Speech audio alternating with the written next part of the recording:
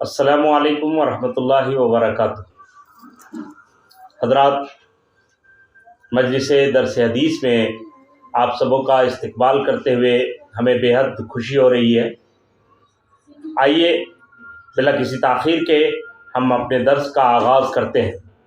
عن ابی ہریرہ رضی اللہ تعالی عنہ قال قال رسول اللہ صلی اللہ علیہ وسلم بدأ الاسلام غریبا وسيعود غریبا کما بدأ فطوبى للغرباء، رواہ مسلم۔ رسول پاک صلی اللہ علیہ وسلم کا ارشاد ہے کہ اسلام کی ابتدا ایسی حالت میں ہوئی کہ وہ لوگوں کے لیے اجنبی تھا، اور عنقریب ایک ایسا زمانہ آئے گا جب پھر دوبارہ اسلام لوگوں کے لیے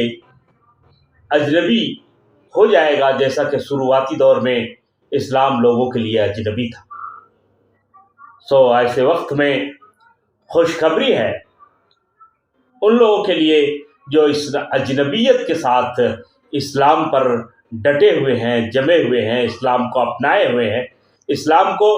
فالو کر رہے ہیں۔ دوستو، جیسا کہ آپ جانتے ہیں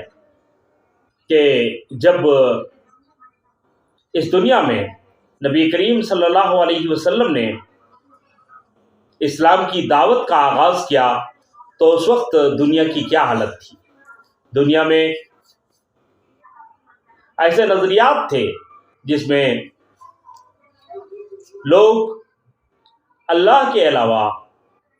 اللہ کی مخلوقات کی پرستش کرتے تھے، مختلف چیزوں کی پرستش کی جاتی تھی، مختلف چیزوں کی عبادت کی جاتی تھی، ہر طرف شرک کا ماحول تھا۔ اور ایسے دور میں اسلام کا آغاز ہوا، اور پھر لوگوں کو بتایا گیا کہ اس کائنات کا خالق و مالک ایک ہے، اس کائنات کو بنانے والا ایک خدا کی ذات ہے، اور صرف اسی کی عبادت ہونی چاہیے۔ اور اللہ تبارک و تعالیٰ نے اس کے بعد اسلام کے ماننے والوں کو، اس دین توحید کے اپنانے والوں کو عروج عطا کیا، اور انہوں نے بڑی بڑی سلطنتیں قائم کی، اور اللہ کی اس زمین پر حقیقی معنوں میں اس کے پسندیدہ دین کا غلبہ ہوا، اور لوگ جوک در جوک اس دین کے دائرے میں آئے، اور بڑی قوت، بڑی طاقت اور بہت ہی شاندار طریقے پہ مسلمانوں نے اس دنیا کے مختلف حصوں میں حکمرانی کی۔ لیکن پھر دور آیا اور مسلمانوں کی حکومتیں اس دنیا سے ختم ہوئی، اور ساتھ ساتھ اسلامی تعلیمات اور اسلامی تہذیب و ثقافت پر بھی ایک طرح کا دور عروج باقی نہیں رہا۔ آج کا دور، اگر آج کے دور کی بات کیا جائے تو یقیناً دلائل کے حساب سے اسلام ایک غالب دین ہے، لیکن مسلمانوں کے رویے کے حساب سے اگر آپ دیکھیں، بلکہ آپ تھوڑا آگے بڑھ کر اگر دیکھیں تو آج کے دور میں لوگوں کا دین پر سے، مذہب پر سے، دھرم پر سے وشواس، بھروسہ اور اعتماد کم ہوتا نظر آتا ہے۔ صرف اسلام کی بات ہم نہیں کر رہے ہیں، بلکہ دوسری ادیان سے بھی لوگ بیزار ہو رہے ہیں، اور لوگ الحاد کی طرف بڑھ رہے ہیں۔ اس دور الحاد میں اگر ہم مسلمانوں پر نظر ڈالیں، مسلم معاشرے پر نظر ڈالیں، تو یہاں بھی ہم کو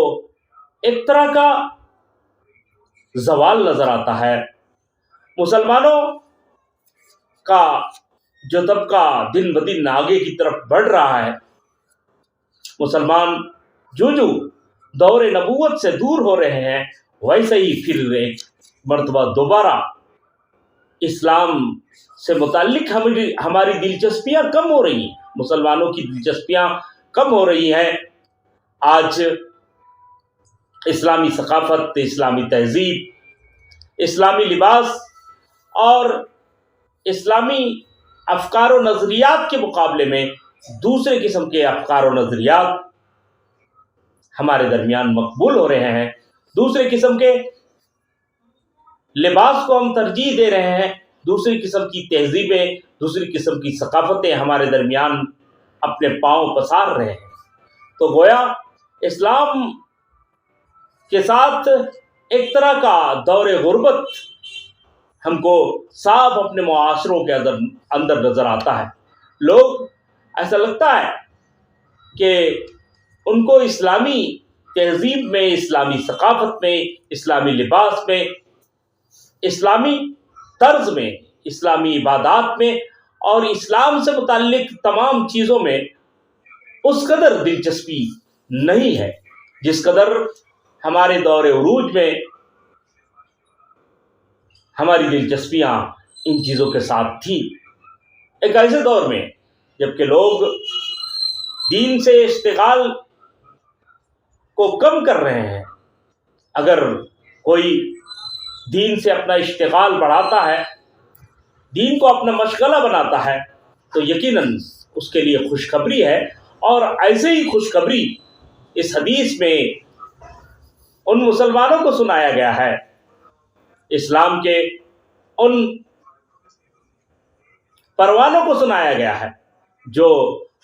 इस अजनबियत के माहौल में भी इस्लाम से, इस्लामी तहजीब से, इस्लामी उलूम से अपना रिश्ता मजबूत से मजबूत तर रखे हुए हैं।